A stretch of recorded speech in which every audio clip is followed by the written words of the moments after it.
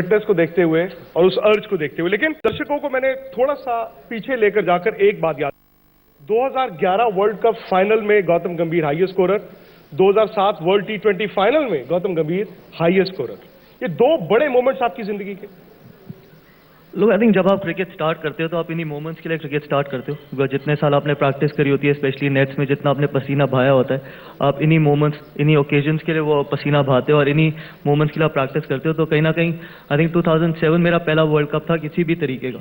उससे पहले ना मैंने कोई एज लेवल वर्ल्ड कप खेला, मैंने अंडर 14 का वर्ल्ड कप मिस किया, अंडर 19 का मिस किया, 2007 का 50 ओवर्स का वर्ल्ड कप मिस किया। तो कहीं ना कहीं मुझे लगता था आई थिंक मेरा फर्स्ट टूर्नामेंट था और ऑब्वियसली इन मोमेंट्स के लिए प्रैक्टिस करी थी इतने साल और स्पेशली फाइनल में, तो I couldn't have let it go. Specially जिस तरीके से मैंने वर्ल्ड कप स्टार्ट किया था, I think first game against Pakistan I got a duck, तो बहुत ज़्यादा हार्ट ब्रेकिंग था। और आप कम बैक भी कर रहे थे उस वक्त। एग्जैक्टली, आई थिंक इंग्लैंड से आ रहे थे हम। इंग्लैंड में मैं खेला नहीं था, सिर्फ 2 वनडे खेला था, टेस्ट सीरीज नहीं खेला था। तो वर्ल्ड कप में जिस तरीके से स्टार्ट किया, पहली बॉल या दूसरी बॉल पर आउट हुआ पाकिस्तान के अगेंस्ट, और फिर जिस तरीके से आई थिंक टूर्नामेंट खत्म किया, हाईएस्ट रन गेटर और फाइनल्स में हाईएस्ट स्कोरर, और उसके बाद जीते, तो कहीं ना कहीं I think it was icing on the cake. वो मोमेंट कैसा था? क्योंकि इंडिया में तो T20 को लेकर पहले ये था कि भारत अपनी टीम को ही नहीं भेजेगा। वो जो T20 वर्ल्ड कप भारत जीता था 2007 में, आपको बता दूं कि उससे 6-7 महीने पहले बीसीसीआई ने ये कह दिया था कि इंडिया की टीम जाएगी ही नहीं। ये भी एक फैक्ट था। और उसमें सचिन, सौरव, इन सब ने कह दिया, राहुल द्रविड़ ने, कि हम नहीं खेलेंगे, युवा खिलाड़ी खेलेंगे। वो 15 दिनों ने क्या इंडियन क्रिकेट की तस्वीर बदली, वर्ल्ड क्रिकेट की तस्वीर बदली?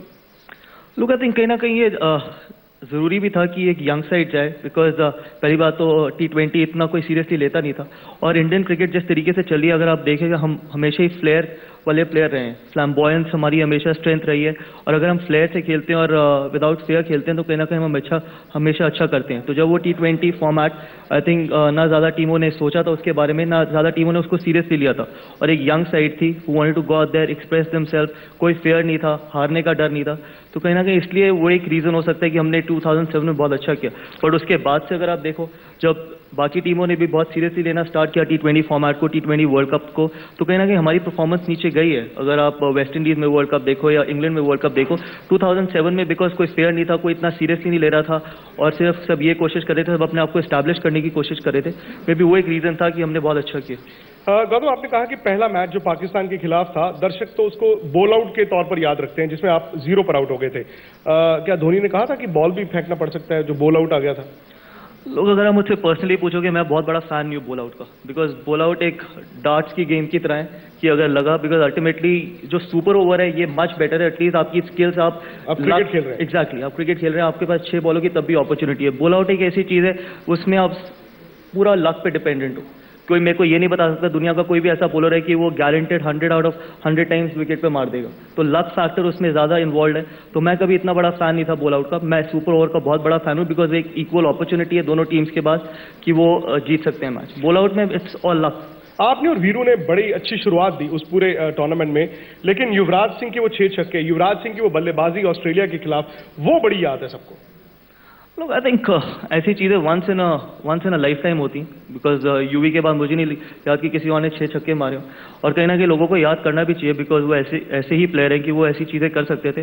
बट आई थिंक 6 छक्कों से ज़्यादा इंपॉर्टेंट था वर्ल्ड कप जीतना।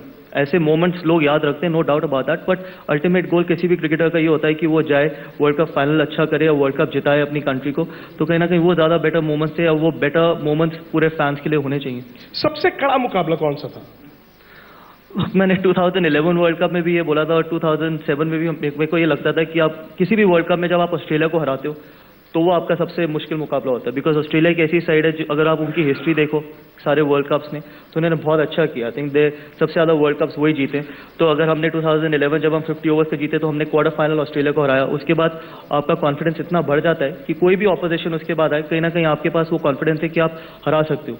2007 में हमने उनको सेमीफाइनल में हराया तो कॉन्फिडेंस बढ़ गया। तो हमेशा किसी भी वर्ल्ड कप में ऑस्ट्रेलिया को हराना is the most important game. और सामने फाइनल में था पाकिस्तान। तो पाकिस्तान पाकिस्तान एक मीडिया बहुत हाइप क्रिएट करता है, बट अगर आप किसी भी स्पोर्ट्समैन से पूछोगे तो उसके लिए वो पाकिस्तान के गेम को ऐसे ही लेता है जिस तरीके से वो किसी और गेम को लेते हैं। अगर आप मुझसे पर्सनली पूछोगे, फील्ड पे ऑस्ट्रेलिया के अगेंस्ट खेलना ज़्यादा टफ है एज कम्पेयर टू पाकिस्तान। और आपकी जो बल्लेबाजी थी, क्योंकि इंडिया का स्टार्ट बहुत ज्यादा अच्छा नहीं था और विकेटें भी लगातार गिर रही थी, जैसे तैसे भारत ने एक सेफ स्कोर तक पहुंचा आपकी पारी की बदौलत। वर्ल्ड कप फाइनल में जितने भी रन आप बोर्ड पे लगा दो, जब कोई भी टीम उसको चेस करने जाती है तो कहीं ना कहीं प्रेशर रहता है। तो जैसे लोगों ने कहा है कि रन ऑन द बोर्ड और रन ऑन द बोर्ड, चाहे वो 130 हो, 140 हो, 150 हो, बिकॉज आपने रन लगा दिए, ऑपोजिशन को रन लगाने हैं। और कहीं ना कहीं ऑब्वियसली वर्ल्ड कप फाइनल में आपके पास मिस्टेक्स करने का कोई चांस नहीं है। एक मिस्टेक आपने करी, आपके पास दूसरी अपॉर्चुनिटी नहीं है। लीग फेज में क्या होता है, अगर आपने गलती कर भी दी तो आप नेक्स्ट मैच में कवर कर सकते हो, बट नॉकआउट में ऐसा होता है कि आपके पास गलती करने की ज़्यादा अपॉर्चुनिटी नहीं होती। तो कहीं ना कहीं रन ऑन द बोर्ड वो वेरी वेरी क्रूशियल। और किसी स्टेज पर लगा कि पाकिस्तान जीत जाएगा जब सोहेल तनवीर और मिसबा के बीच साझेदारी हो रही थी? क्योंकि सपना तो था, आपने कहा कि वर्ल्ड T20 जीतना, वर्ल्ड कप जीतना एक सपना था। कई बार ऐसा लगता है ना कि यार 2 गेंद इधर उधर और मेरा सपना टूट सकता है, टीम का और मुल्क का सपना टूट सकता है। बिल्कुल, आई थिंक T20 फॉर्मेट ऐसा है, कोई भी इंडिविजुअल गेम जिता सकता है, बिकॉज सिर्फ 120 बॉलिंग है, तो ऐसा नहीं हो सकता कि 50 ओवर में कमबैक करने का बहुत चांस होता है। T20 में कमबैक करने का बहुत मुश्किल चांस है। अगर एक बार गेम आपके हाथ से निकल गया तो वापस आना बहुत मुश्किल है। बहुत ऐसी कोई ओकेजन थी वर्ल्ड कप फाइनल में जब हमें लग रहा था कि पाकिस्तान जीत सकते हैं, स्पेशली जब हमने 140 और रन बनाए, तो 140 और रन ज़्यादा नहीं थे। और जिस तरीके की पाकिस्तान की बैटिंग लाइनअप थी, बैटिंग भी वो बहुत डीप करते थे, और जिस तरीके से मिसबा बाद में बैटिंग करना स्टार्ट कर दिया था सोहेल तनवीर ने। बट जैसे मैंने बोला कि गेम तब तक खत्म नहीं होता जब तक एक्चुअली गेम खत्म ना हो जाए, बिकॉज ये एक ऐसा फॉर्मेट है कि आप कोई भी इंडिविजुअल आपको जिता सकते हैं। तो जिस तरीके से आरपी सिंह ने बॉलिंग डाली है, इरफान का वो स्पेल था, तो कहीं ना कहीं आई थिंक ओवरऑल बहुत अच्छी परफॉर्मेंस थी एज अ टीम। जोगिंदर से आखिरी ओवर कराना, जैसे दादा ने बात की कि शायद धोनी पहले जीतना चाहते थे और शायद अपने गेंदबाजों को पहले गेंदबाजी करा चुके थे, बाद में कैलकुलेशंस के हिसाब से 1 ओवर जोगिंदर क्या उस वक्त रिस्क था कि जोगिंदर से आखिरी ओवर? तो मुझे लगता है कि ऑप्शन ही नहीं थी। अगर आपके बाकी 4 बॉलर्स ने अपना पूरा कोटा खत्म कर दिया था, तो आप जब भी लास्ट ओवर किसी को देते हो तो आप एक बॉलर को देते हो रादर देन एक पार्ट टाइमर को। तो बेस्ट ऑप्शन जोगिंदर ही थी। ऐसा नहीं था कि एमएस जोगिंदर को ही करवाना चाहते थे ओवर्स, बिकॉज आपके अगर 4 मेन बॉलर्स ने अपना कोटा खत्म कर दिया तो आपकी बेस्ट ऑप्शन यही है कि आप जोगिंदर या अपने मेन बॉलर से डलवाओ, जो भी आपका 5th बॉलर है। और जब आउट हुए मिसबा? लोग आई थिंक खुशी से ज़्यादा एक सैटिस्फैक्शन थी। मेरे को पता है कि ऑब्वियसली शुरू में तो बहुत टाइम लगा स्विंग करने के लिए, बिकॉज इतने सालों बाद आप वर्ल्ड कप जीते और specially inaugural T20 world cup जीते, और वर्ल्ड कप किसी भी तरीके को जीतना एक बहुत बड़ी खुशी है, पर सैटिस्फैक्शन ज़्यादा थी। और जिस तरह से आप इंडिया में आए, वो ओपन बस हुआ, परेड हुई मुंबई में और फेलिसिटेशंस हुई, आपने सोचा नहीं होगा कि इस तरह से जीतने के बाद यहाँ पर स्वागत होगा? मैं तो सेलिब्रेशन के बारे में कभी भी नहीं सोचता, ऑनेस्टली मैं बताऊं, बिकॉज मैंने ना कभी एक्सपेक्ट किया था कि इतना बड़ा होगा। बिकॉज T20, जैसे मैंने पहले बोला था, T20 को इतना सीरियसली ले नहीं रहा था। जैसे आपने भी कहा कि शायद पहले इंडिया टीम भी नहीं भेजना चाहती थी T20 वर्ल्ड कप में, पर जिस तरीके की सेलिब्रेशन थी, जिस तरीके का ऑब्वियसली आपको रिसेप्शन मिला, उसके बाद आपको एक्चुअली लगा कि ये कुछ बहुत बड़ी चीज़ हो गई है। बट वर्ल्ड कप जीतना किसी भी तरीके का, अगर आप अपनी कंट्री को वर्ल्ड कप जिता सकते हो, चाहे वो किसी भी स्पोर्ट में, सिर्फ क्रिकेट नहीं, आई थिंक बहुत बड़ी अचीवमेंट है। 2011 वर्ल्ड कप शुरू होते तो इंडिया फेवरेट था, इसमें कोई ऐसे नहीं था कि India is one of the favourites. लोग कह रहे थे कि यार इंडिया अगर अपने घर पर वर्ल्ड कप नहीं जीतेगा तो वो ज्यादा बड़ी खबर होगी। लोग आई थिंक जिस तरीके की साइड थी और जिस तरीके से आप वो टूर्नामेंट में खेलते आ रहे थे उससे पहले, और जिस तरीके की साइड थी, आई थिंक आपके पास एक्सपीरियंस था, आपके पास यूथ थे, आपके पास फ्लैम्बॉयंस थी, फेयरलेसनेस थी, तो तभी लोगों को लग रहा था कि इंडिया फेवरेट्स है। बिकॉज 50 ओवर फॉर्मेट में तभी आपके पास, जैसे मैंने बोला, कम बैक करने का चांस था। आपके पास ऐसे प्लेयर्स थे जिन्होंने पहले वर्ल्ड कप काफ़ी खेल चुके हैं, उसके बाद आपके पास यूथ भी थे जो पहला वर्ल्ड कप 50 ओवर्स का खेल रहे थे। तो कहीं ना कहीं बहुत अच्छा एक मिक्स था, इसलिए मेरे को लगता है लोगों को लग रहा था कि इंडिया फेवरेट्स है। बिकॉज उससे पहले जिस तरीके से वनडे क्रिकेट खेलते आ रहे थे, उसमें भी आपका कॉन्फिडेंस बहुत ऊपर था, और जिस तरीके से आपने स्टार्ट किया, जिस तरीके से हमने बांग्लादेश के अगेंस्ट स्टार्ट किया वर्ल्ड कप 2011, वो बहुत इंपॉर्टेंट था। और फिर हमने क्वार्टर फाइनल में ऑस्ट्रेलिया को हराया, उसके बाद आपका कॉन्फिडेंस डिफरेंट लेवल पर चला जाता है। अगर आप ऑस्ट्रेलिया को किसी भी नॉकआउट गेम में हराओगे, उसके बाद चाहे आप पाकिस्तान खेल रहे हो, चाहे आप कोई भी और कंट्री के अगेंस्ट खेल रहे हो, आपका कॉन्फिडेंस बिल्कुल। ऑस्ट्रेलिया वाला मैच, उसमें भी आप सबसे मुश्किल मानते हैं क्वार्टर फाइनल? अगर आप देखो 2015 में भी इंडिया हारी, ऑस्ट्रेलिया से ही हारी सेमीफाइनल में। तो कहीं ना कहीं, जैसे मैंने बोला, किसी भी वर्ल्ड कप में और स्पेशली नॉकआउट में अगर आप ऑस्ट्रेलिया को हरा सकते हो, तो उसके बाद there is a lot of possibility कि आप वर्ल्ड कप जीत सकोगे। ऑस्ट्रेलिया को हराने के बाद पाकिस्तान का सेमीफाइनल मोहाली में, और वो तो पाकिस्तान के प्राइम मिनिस्टर आए हैं, इंडिया के प्राइम मिनिस्टर आए हैं। कभी कभी ऐसा डर लगता है कि यार क्रिकेट जो है वो साइड स्टोरी ना बन जाए, क्योंकि ज्यादा ध्यान डिप्लोमेसी पर चला गया था। क्रिकेटर्स सुनते हैं, सोचते हैं? बिल्कुल नहीं। आई थिंक बिल्कुल मैटर नहीं करता। जिस तरीके से लोग कई बार आईपीएल के बारे में बोलते हैं कि बहुत ग्लैमर है, इतना ग्लैमर इन्वॉल्व है, और मैंने हमेशा ये बात बोली है कि मेरे लिए आईपीएल भी एक प्रॉपर क्रिकेट है। क्या हम फील्ड पे करते हैं वो ज़्यादा ज़रूरी है। मीडिया, बाकी लोग उसको पॉलिटिकल या किसी भी तरीके से हाइप क्रिएट कर सकते हैं, बट एज अ स्पोर्ट्समैन अगर आप किसी स्पोर्ट्समैन से पूछोगे जब वो गेम अप्रोच करते हैं तो उनके लिए वो गेम जो फील्ड पे वो करते हैं वही मैटर करती है, रादर देन कि ऑफ द फील्ड क्या चीज़ें हो रही है, बिकॉज अल्टीमेटली एक बैट और बॉल का गेम है और जो टीम अच्छा खेलेगी फील्ड पे वही जीतेगी। बाकी political hype, media hype, emotional stuff, ये सारी चीज़ें ऑफ द फील्ड है। तो कोई स्पोर्ट्समैन इस बारे में सोचता नहीं है। अगर सोचता है तो आई थिंक वो गलत है, बिकॉज सोचना नहीं चाहिए। अल्टीमेटली क्या आप जिस तरीके से आप फील्ड में परफॉर्म करते हो वही आपका रिजल्ट मैटर करेगा कि आप क्या। मुझे याद है वर्ल्ड कप से पहले कई खिलाड़ी थे जिन्होंने कहा था कि सचिन का ये आखिरी वर्ल्ड कप है, हम सचिन के लिए वर्ल्ड कप जीतना चाहते हैं। कई सीनियर खिलाड़ी थे, और आपने एक इंटरव्यू में कहा था कि मैं सचिन के लिए नहीं, देश के लिए जीतना चाहता हूँ। बिकॉज मेरे को हमेशा लगता है कि जब आप अपने देश के लिए खेलते हो तो आप इंडिविजुअल के बारे में नहीं, इंडिविजुअल के लिए नहीं खेलते। मुझे बाकी खिलाड़ियों का नहीं पता, मे बी उनका वो मोटिवेशन होगी, बट मेरी कभी भी वो मोटिवेशन नहीं थी कि मैं सचिन के लिए वर्ल्ड कप जीतना चाहता था। मेरे लिए मोटिवेशन थी कि मैं इस देश के लिए वर्ल्ड कप जीतना चाहता था, बिकॉज देश किसी भी इंडिविजुअल से बहुत बड़ा है। और अल्टीमेटली किसको क्या मोटिवेट करता है वो उसकी अपनी पर्सनल टेक है। कई खिलाड़ियों को मे बी सचिन मोटिवेट कर रहा था, बट मेरे को हमेशा देश ने मोटिवेट किया। देश के लिए जीतना ज़्यादा इंपॉर्टेंट था रादर देन किसी इंडिविजुअल के लिए। लेकिन सचिन उस ड्रेसिंग रूम में तो मोटिवेटर होंगे। लोग आई थिंक जब आप अपने देश के लिए खेल रहे हो तो उससे बड़ी मोटिवेशन कुछ नहीं हो सकती। उस ड्रेसिंग रूम में कोई भी हो, सबसे बड़ी मोटिवेशन है जब आप वो जर्सी पहनते हो, जब आप अपना ट्राई कलर देखते हो, उससे बड़ी मोटिवेशन कुछ नहीं हो सकती, चाहे कोई इंडिविजुअल हो या ना हो। गौतम, वो सुबह, वो दोपहर, वो शाम मुंबई की जब वर्ल्ड कप का फाइनल था 2 अप्रैल को, वो कैसा था आपके लिए, टीम के लिए? टीम बस जब निकली होटल से, ग्राउंड पहुंची, फैंस को देखा। लुक, आई थिंक नर्व्स तो होती हैं, और नर्व्स उतनी ही होनी चाहिए जितनी किसी और मैच में होनी चाहिए, बिकॉज और कई बार आप अपने जोन में होते हो, आप ये चीज़ें बिल्कुल कट ऑफ कर देते हो। आप अल्टीमेटली ये कोशिश करते हो कि अगर आप 100 ओवर अच्छे खेल सकते हो उस दिन, या आप 6 साढ़े 6 घंटे अच्छी खेल सकते हो क्रिकेट, और इमोशंस को कंट्रोल कर सकते हो, बिकॉज इमोशंस कहीं ना कहीं हमेशा किसी भी क्रिकेटर के लिए, अगर उसके इमोशंस उसकी थॉट्स को टेक ओवर करेंगे तो वो बहुत रिस्की है। अगर आप अपने इमोशंस को कंट्रोल कर सकते हो और बाकी चीज़ों से कट ऑफ हो सकते हो तो आप अपने आप को ज़्यादा चांस दे रहे हो कि आप अच्छा परफॉर्म कर सको। गारंटी कोई नहीं है, बट एटलीस्ट अपने आप को आप बेस्ट चांस दे रहे हो कि आप अच्छा परफॉर्म कर सको। तो कहीं ना कहीं मुझसे अगर आप पूछोगे तो ना मुझे ये पता था कि कितने फैंस कैसे क्रेजी हो रहे हैं, क्या रास्ते में हो रहा है, क्या नहीं हो रहा, बिकॉज आप एक अपने जोन में होते हो। आप ये कोशिश करते हो कि 6 साढ़े 6 घंटे जितनी आपने इतने सालों की मेहनत करी है, आज मौका है और आप इस मौके को जाने नहीं देना चाहते। ड्रेसिंग रूम में किसने स्पीच तो दी होगी फाइनल से पहले, कोच ने, कप्तान ने, या किसी खिलाड़ी ने? लुक, जैसे मैंने आपको बोला कि अगर आप बहुत ज़्यादा चीज़ बोलते हो, स्पेशली इतने बड़े मैच से पहले, तो कहीं ना कहीं खिलाड़ियों को ये लगने लगता है ये बहुत ज़्यादा इंपॉर्टेंट है और जीतना ही जीतना है, और आप डेस्परेट होते हो। तो कई बार ऐसा होता है कि जब आप इतने बड़े मैच के लिए जाओ, क्योंकि हर इंसान को ये पता होता है कि बड़ा मैच है, किसी को बताने की जरूरत नहीं है, तो जितना आप कम बोलो उतना बेटर रहता है, बिकॉज जितना आप बोलोगे उतना लड़कों को या इंडिविजुअल्स को लगता है कि आप ज़्यादा डेस्परेट हो कि ये जीतना ही जीतना है, तो कहीं ना कहीं आप ज़्यादा मिस्टेक्स कर सकते हो।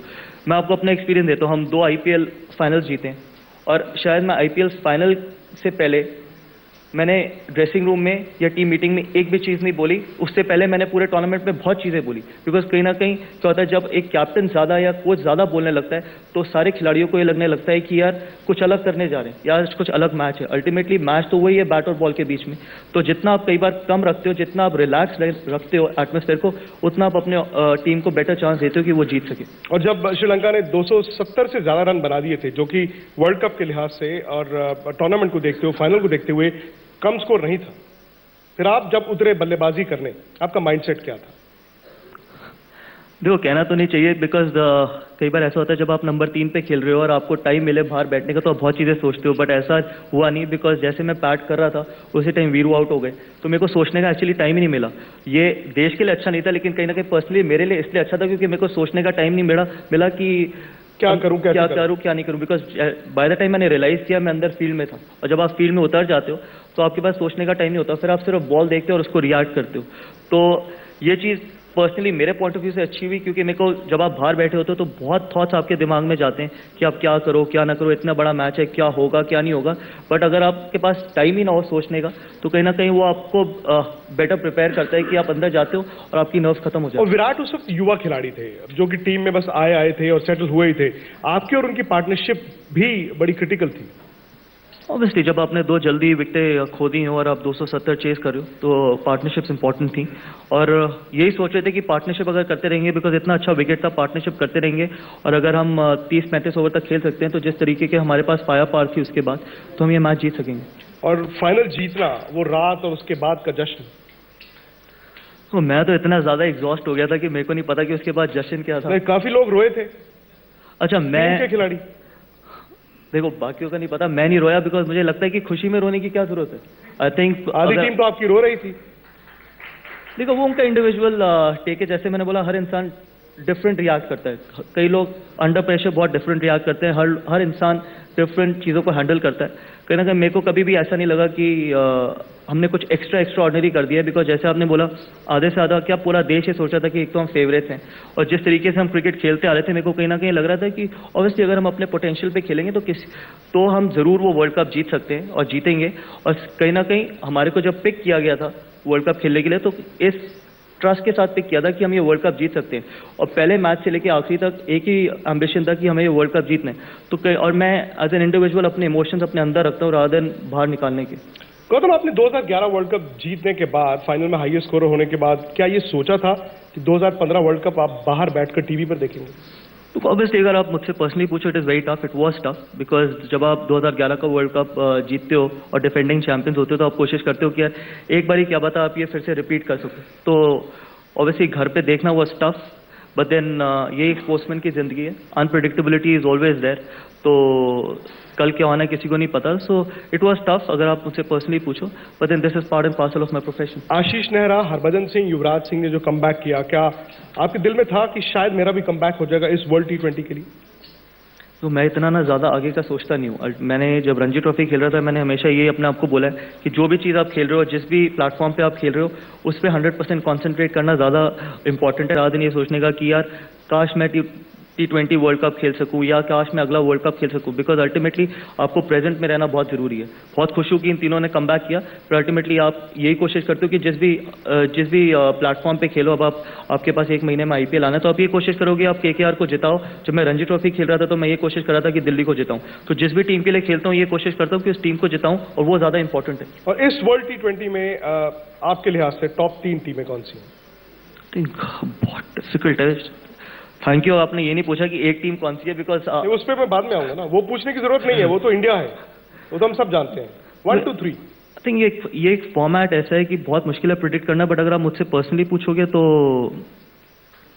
Obviously New Zealand is one. हम न्यूजीलैंड को हमेशा इतना चांस नहीं देते, मेरे को लगता है New Zealand is one, south Africa and India. South Africa, New Zealand और इंडिया, ऑस्ट्रेलिया, पाकिस्तान, इंग्लैंड नहीं?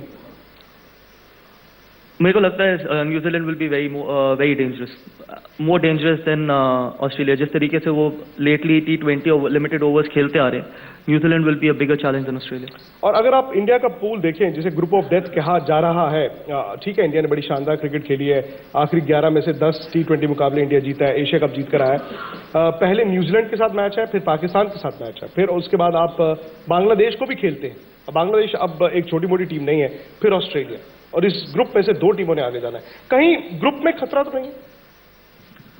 देखो ये एक ऐसा फॉर्मेट है कि कुछ भी हो सकता है। मैं ये नहीं कह सकता कि 100% इंडिया सेमीफाइनल में पहुंचेगा ही पहुंचेगा, बिकॉज जैसे मैंने बोला कि इस फॉर्मेट में गलती करने की कोई अपॉर्चुनिटी नहीं।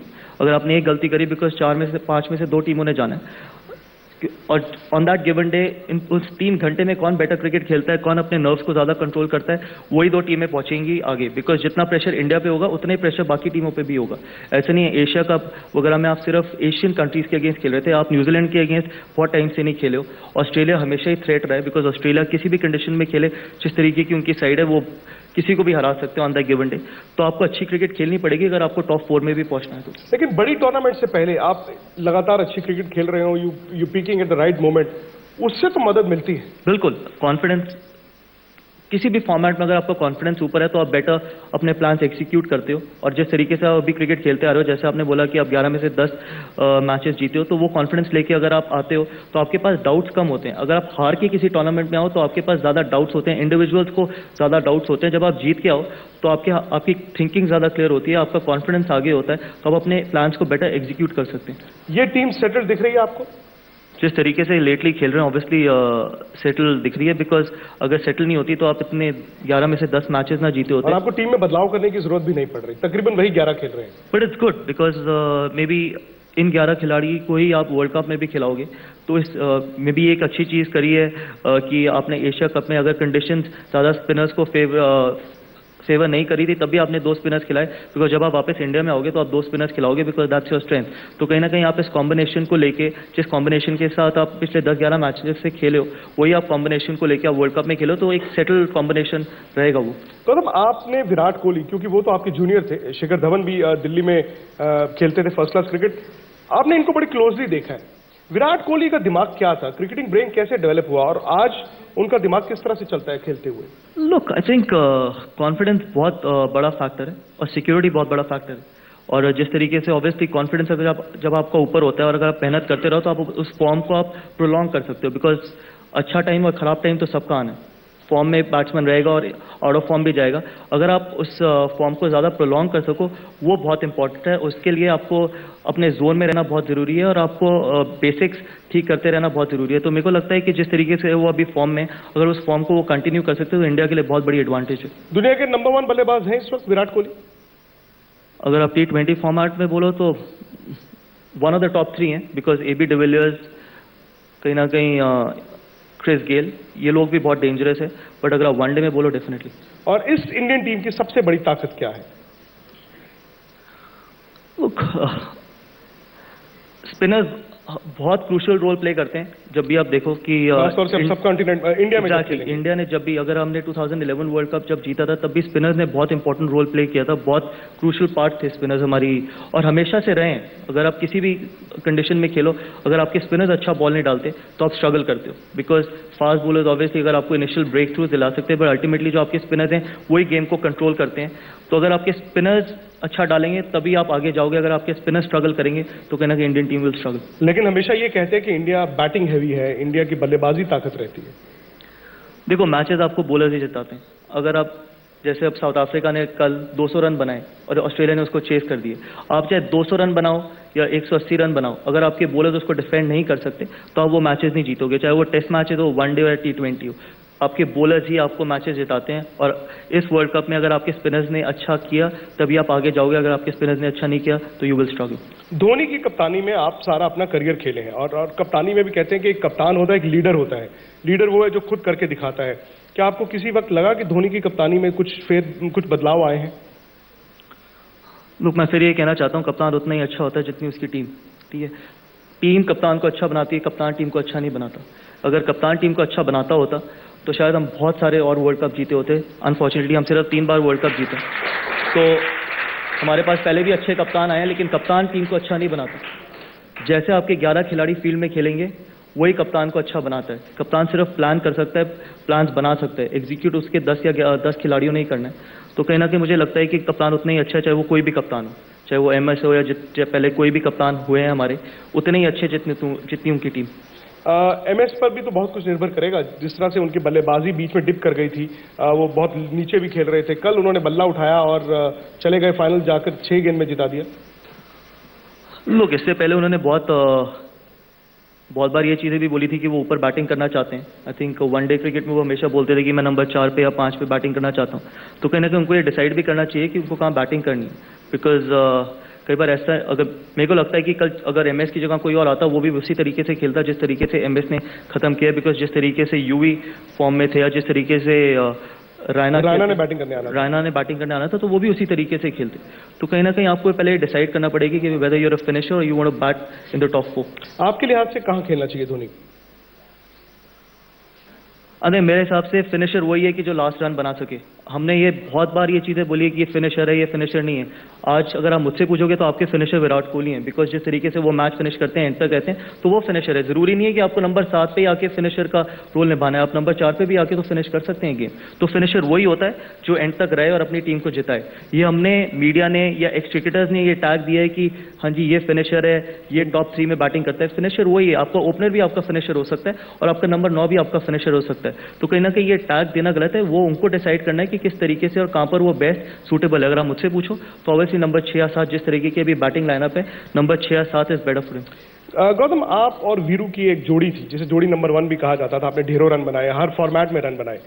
उसके बाद आज शिखर धवन और रोहित शर्मा ओपन करते हैं, और रोहित को जब से नया गेंद मिला है, ये रोहित शर्मा ने तो अपनी क्रिकेट को अलग ही लेवल पर ले गए हैं। किसी ने सोचा नहीं था कि वो 200 रन बना देंगे वनडे क्रिकेट में।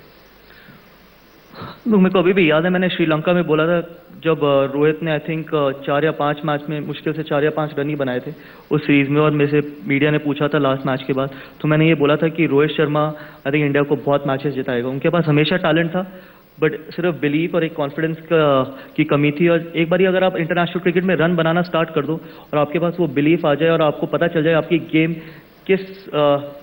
किस तरीके से आपकी गेम सूट करती है, आप किस तरीके से रन बना सकते हो। बिकॉज इंटरनेशनल क्रिकेट में वही इंटरनेशनल क्रिकेट खेलता है जिसके पास टैलेंट होता है। एक बार अगर आपको अपनी गेम के ऊपर बिलीफ आ जाए तो आप बहुत रन बनाते हो, और जिस तरीके से अब रोहित शर्मा का बिलीफ है, तभी आई एम नॉट सरप्राइज कि रोहित ने जो चीज़ें करी है इंडिया के लिए वो कुछ डिफरेंट करी है, बिकॉज उनके पास हमेशा उतना टैलेंट था कि और उन्होंने ये चीज़ें करनी थी। एंड आई होप कि वो आगे इससे भी ज़्यादा करें, बिकॉज उनके पास इतना टैलेंट है। और ये है क्योंकि 20 ओवर के मैच में अगर वो 20 ओवर खेलते हैं तो 100 रन उनके बोर्ड पर होंगे। अगर 50 ओवर में वो पूरे 50 ओवर खेल कर आते हैं तो वो 150 से ऊपर रन बना देते हैं। उनमें और विराट की बल्लेबाजी में क्या फर्क है? लोग अगर मुझसे पर्सनली पूछोगे तो I think according to me, अगर मेरे को किसी के अगेंस्ट कैप्टनसी करनी होगी तो आई थिंक मैं रोहित से ज्यादा डरूंगा, बिकॉज रोहित से ज्यादा डरेंगे एज अ कैप्टन, कि अगर मेरे को किसी के अगेंस्ट खेलना है तो I think Rohit can hurt me more, because IPL में भी मैंने दोनों के अगेंस्ट कैप्टनसी करी है। रोहित ने हमारे को ज्यादा हर्ट किया एज कम्पेयर टू विराट, और कहीं ना कहीं Rohit is far more dangerous, because जिस तरीके से रोहित गेयर्स चेंज कर सकते हैं और जिस तरीके से रोहित नया बॉल खेलते हैं, स्पिन खेलते हैं और फिनिश कर सकते हैं, और अगर वो फिनिश नहीं करते तो वो 2 डबल 100 ना बनाते। 2 डबल 100 बनाना आपके पास एक्स्ट्रा ऑर्डिनरी टैलेंट होगा तभी आप ऐसे चीजें कर सकते हो। तो I think Rohit is far more dangerous. लेकिन ये डायकोटॉमी कैसी है कि वनडे और 2020 में रोहित शर्मा इतनी बड़े खिलाड़ी, इतना टैलेंट, और टेस्ट मैचों में उनसे रन नहीं बनते? देखो, test match is a completely different ball game. जब आप रेड बॉल के अगेंस्ट खेलते हो तो रेड बॉल बहुत डिफरेंट बिहेव करता है व्हाइट बॉल से, और आपका अप्रोच भी डिफरेंट होती है। आपको अपनी गेम डिफरेंट लेवल पे लेके जानी पड़ती है। आपको मेंटल स्किल चाहिए, फिजिकल स्किल चाहिए, टेक्निकल स्किल चाहिए टेस्ट क्रिकेट में रन बनाने के लिए। वनडे और T20 में कई बार अगर आपके पास उतनी टेक्निकल स्किल नहीं भी है, या आपका फिटनेस लेवल या आपका टेम्परामेंट उतना नहीं भी है, तब भी आप सक्सेसफुल हो सकते हो। लेकिन अगर आपको टेस्ट क्रिकेट में सक्सेसफुल होना है तो आपको इस सारी चीज़ों का कॉम्बिनेशन चाहिए, तभी आप टेस्ट क्रिकेट में अच्छा कर सकते हो। और युवराज सिंह ने जो वापसी की है और आहिस्ता आहिस्ता वो अपने पुराने अंदाज में दिख रहे हैं। Very happy. आई थिंक जब तक Yuvraj is very crucial, specially in a T20 format, और जब भी इंडियन टीम ने वर्ल्ड कप में अच्छा किया, I think Yuvraj has played a very crucial role. तो अगर युवराज फॉर्म में रहते हैं तो आपके पास बेस्ट अपॉर्चुनिटी है कि आप टॉप 4 में खत्म करो। आपने कई वर्ल्ड कप और T20 ऐसे मुकाबलों में हिस्सा लिया है जो पाकिस्तान के अगेंस्ट थे, और इंडिया कभी पाकिस्तान से हारता नहीं है, ये क्यों?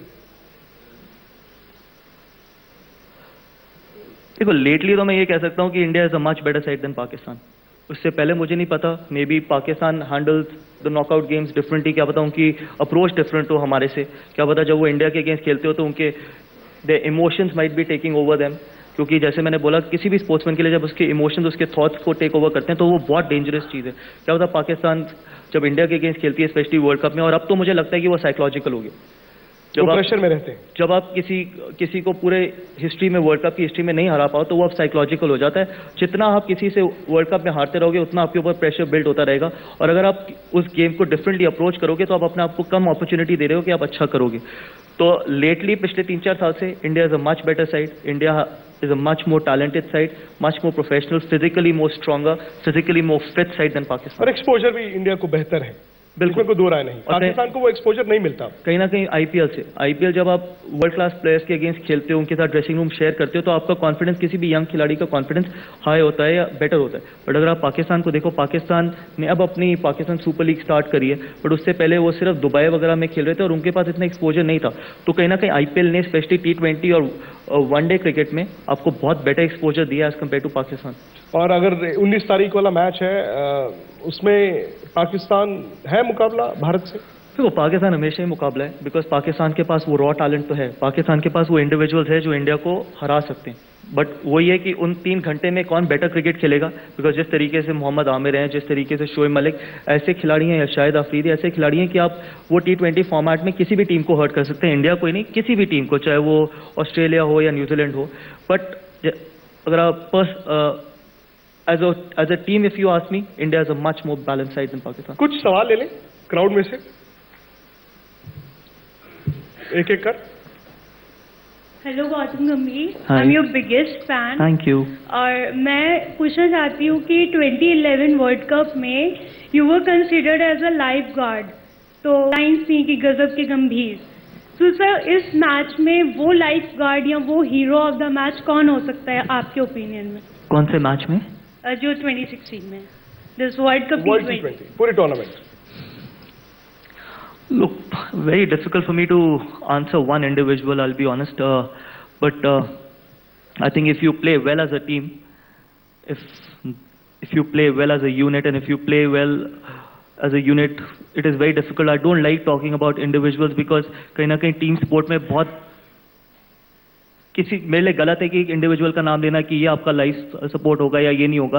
बट जिस तरीके से विराट कोहली या रोहित शर्मा या युवराज जिस तरीके से फॉर्म में वापस आ रहे हैं, मैंने हमेशा ये बात बोली है, जब भी इंडिया ने वर्ल्ड कप में अच्छा किया, Yuvraj has to play a key role.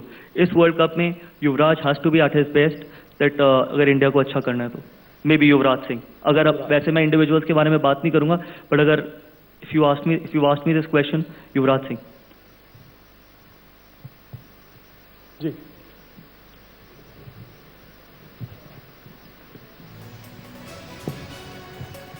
Hi Gautam. Hi. Indian spin और पाकिस्तानी पेस, इन दोनों में से ज्यादा इफेक्टिव आपको क्या लगता है कि इस वर्ल्ड कप में कौन रहने वाले हैं? देखो, वेन्यू पे बहुत डिपेंड करता है कि आप कहाँ पर खेल रहे हो। आप पाकिस्तान से धर्मशाला में खेल रहे हो और धर्मशाला में बॉल इतना स्पिन नहीं होता, और अगर आप रात को खेल रहे हो तो कहीं ना कहीं फास्ट बॉलिंग बहुत ज़्यादा क्रूशल हो जाती है। और ऐसा नहीं है कि इंडियन स्पिन ही है, जिस तरीके से इंडियन फास्ट बॉलर्स ने भी पिछले एशिया कप में बॉल डाला है, तो वो भी आप बहुत बड़े थ्रेट रहेंगे। But overall Pakistan has a better pace attack than India, but seeing the conditions, pace will be far more effective in Dharamshala as compared to other venues. तो पाकिस्तान को थोड़ा एडवांटेज है, मुझे advantage pace, from the pace point of view advantage है, but overall जिस तरीके की India की बैटिंग है वो there are far better batting side than Pakistan. Gautam, Mohammad Amir की जो वापसी हुई, अब हम उस इशू में ना जाएं कि उन पर क्या इल्जाम थे और क्या बैन था, लेकिन एक खिलाड़ी 5 साल नेट्स में भी नहीं गया, वो क्लब का मैच भी नहीं खेल सकता था, उस पर बैन लगा था, और 5 साल क्रिकेट के बाद आना, उठकर इस तरह की गेंदबाजी करना, क्या टैलेंट उन्होंने वेस्ट किया होगा अपना? बिल्कुल, बट अगर वो अपनी गलती से सीख जाएं, वो बहुत इंपॉर्टेंट है। अभी भी उनके एज उनके हाथ में है, उनके साइड पे है, 22 या 23 साल के ही हैं, तो कहीं ना कहीं जिस तरीके से उन्होंने वो स्पेल डाला है। और अच्छी चीज़ ये हुई है कि उससे पहले जब वो न्यूजीलैंड में गए तो वो पूरी सीरीज खेले न्यूजीलैंड के अगेंस्ट, सीधा एशिया कप में आके ऐसा स्पेल डालना would have been unbelievable. But जिस तरीके से पाकिस्तान ने उनको बैक किया है, न्यूजीलैंड में शायद उन्होंने इतना अच्छा बॉल नहीं डाला कई मैचेस में, लेकिन तब भी जिस तरीके से उनको बैक किया है, हमेशा उनके पास टैलेंट था। अगर वो अपनी गलती से सीख जाए तो वो पाकिस्तान को बहुत लंबा सर्व कर सकते हैं। और पाकिस्तान तो अब सलमान बट को भी वर्ल्ड T20 में उतारने की कोशिश कर रहा है, सलमान बट को भी, मे बी बिकॉज उनकी बैटिंग जिस तरीके से उन्होंने बैटिंग करी है एशिया कप में, और कहीं ना कहीं उनके पास इतना पूल ऑफ टैलेंट नहीं है, इतनी डेप्थ नहीं है उनके पास, तो कहीं ना कहीं उनको इन खिलाड़ियों को वापस लेके आना पड़ेगा। बट मोहम्मद आमिर के पास हमेशा उतना टैलेंट था कि वो वापसी करते ही करते। कोई और सवाल?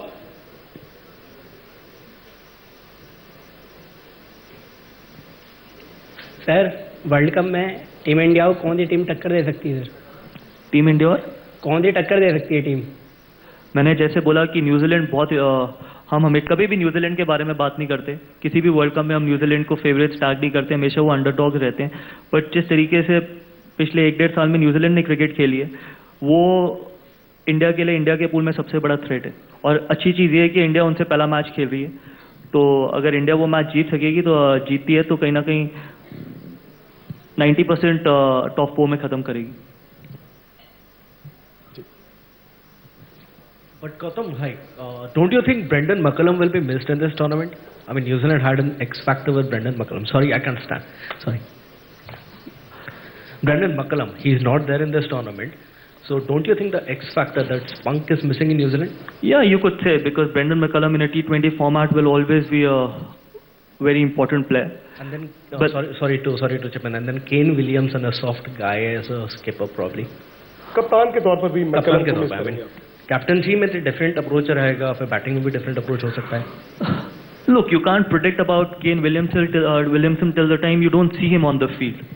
Okay, you can't predict about his captaincy. You can't talk about his captaincy, what he would do on the cricket field, because ultimately, once you start seeing someone on the field, that's when you can realize that how good is he as a leader. Brendan McCullum, obviously, he's been very good for last 2 or 3 years as a captain as well and as a player. But Kane Williamson has done brilliantly in a one day and in a test format. And whatever little I've heard from people, he's got a great head on his shoulder, and you need people like that who has a great head on his shoulder as well. So I think Kane Williamson, forget about only Kane Williamson. I think if you see the kind of depth New Zealand has, they will always be a threat in any conditions. They've got decent spin, they've got very good fast bowling, and they've got a lot of depth in their batting, and they've got a lot of firepower in their batting as well. Brendan McCullum obviously could have been an X factor, but they've got a lot of players who could change the game. Gautam, ये सवाल मैं आपसे इसलिए नहीं पूछ रहा कि मैंने आपको 8th क्लास में मॉडर्न स्कूल में पढ़ाया है और आपका सपोर्टर हूं। मैं इसलिए पूछ रहा हूं कि आज आपके हाथ में मैं बैट देखना चाहता था, इंडियन टीम में आपको देखना चाहता था। क्या आपको कहीं इस बात का खमियाजा तो नहीं भुगतना पड़ा कि आपका आर्गुमेंट विराट कोहली से, धोनी से हुआ है? दे आर बोथ गुड, लेकिन हम चाहते हैं कि अगर आपके साथ ऐसा हुआ है तो आप खुल के शेयर कीजिए। आप, you are still very good, you have lot many runs, you are a run machine even today.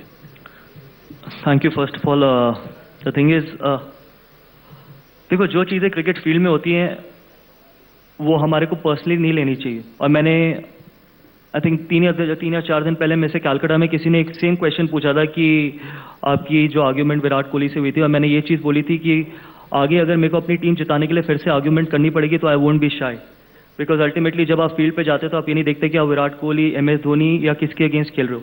आप ये कोशिश करते हो कि आपको अपनी टीम को जिताना है और जीतने वाले ड्रेसिंग रूम में वापस आना है। तो कल को अगर मेरे को अपनी टीम को जिताने के लिए किसी के अगेंस्ट भी आर्ग्यूमेंट करनी पड़े, चाहे वो MS धोनी हो या विराट कोहली हो या XYZ हो, तो आई won't be shy, because ultimately मैं अपनी टीम का कप्तान हूँ और जिस तरीके से मैं खेलूंगा उस तरीके से मेरी टीम खेलेगी।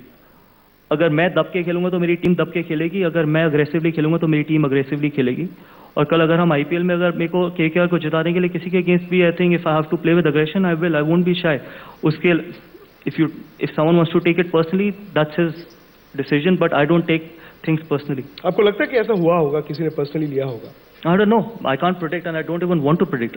I can only talk about my own self. कि मैंने जैसे आपको बोला कि अगर कल अगर मेरे को फिर से अपनी टीम को जिताने के लिए if I have to get into an argument, I will. Because अगर बाकी लोग अग्रेसिवली खेलते हैं तो मैं भी अग्रेसिवली खेलता हूँ, और कप्तान जिस तरीके से खेलता है उसी तरीके से उसकी टीम खेलती है। कप्तान अगर डर के खेलेगा या दब के खेलेगा तो वो अपनी टीम से एक्सपेक्ट नहीं कर सकता कि वो दब के खेले।